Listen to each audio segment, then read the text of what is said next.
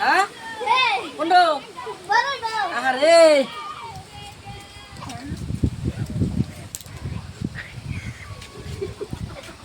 আরে এই সব কোনা সামনে হইছে গো আরে আল্লাহ না কি হলো